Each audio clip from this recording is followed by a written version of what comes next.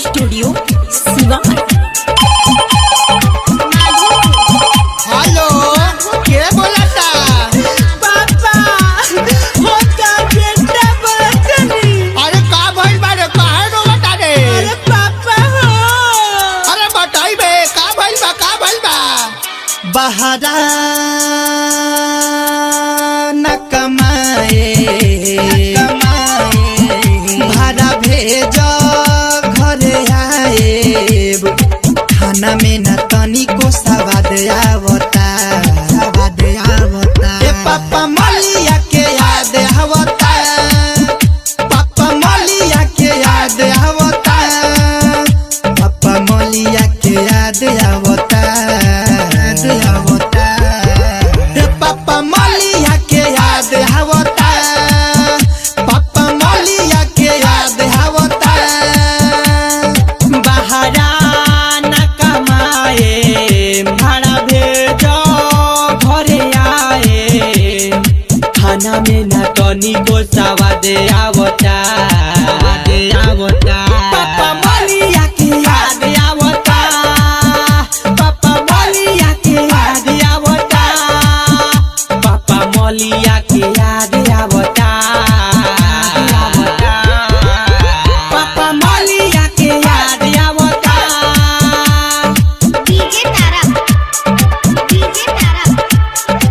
अरे सोमार तोरा एक दिन गइला ना भइला, तोरा माल के याद आवे लागल रे।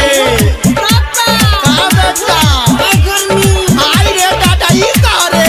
तारा ना बुझाई। हाँ तो ना बुझाई तो हम भाड़ा ओरा ना भेजे। अब ना रहब एको दिन, केहू ना घरे हम आईब, कहब तो गाँवही में भले लेबर में जाके कमाईब।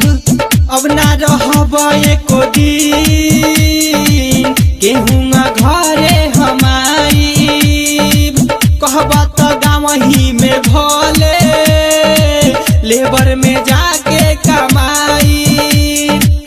कहिले बानी हमहु प्यार, कहिले बिया उहो प्यार, काहे करत बाड़ हम पे इतना बड़ा अत्याचार। हर नींद 4 बजे के बाद आवता। ए पापा मलिया के याद आवता, ए पापा मलिया के याद आवता, पापा मलिया के याद आवता। ए पापा मलिया के याद आवता, पापा मलिया के याद आवता। स्नेही रिकॉर्डिंग स्टूडियो सिवान।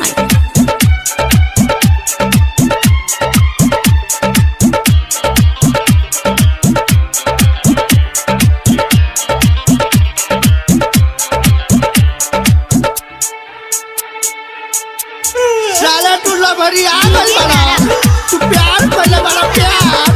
हम मामर वाला लोन उठा के तोरा के फोन किनानी, अब भाड़ा देनी की बहारा दो। अरे बउआ आ गइल बाड़े, आवे मुआ गले। ना हम घरे आए, बोले गिरी बाबा के चमनी पे ईटा पार के तार कर्जा सुधार। अब तनी हमर तबीयत खराब बा। कृष्णा जय के लकिया रसाद गाँवही में घूमता रे। नीरजा रोहित पटेल कहे झूठो के बहराते बाड़े। कृष्णा जाए के लकिया रसाद गाँवही में घूमता रे। नीरज सुबास यानी केस कहे झूठो के बहराते बाड़े। 4 दिन से हमारो झरता पेट, भैलस बुखार लागे होई ना भेंट।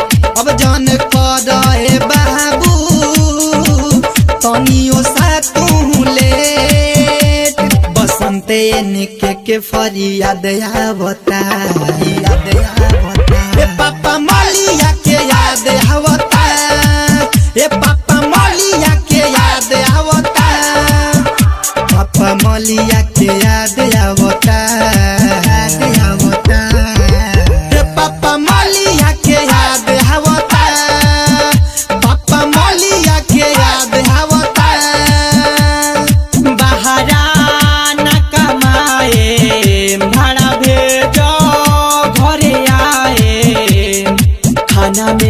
तनी को सवा दे आव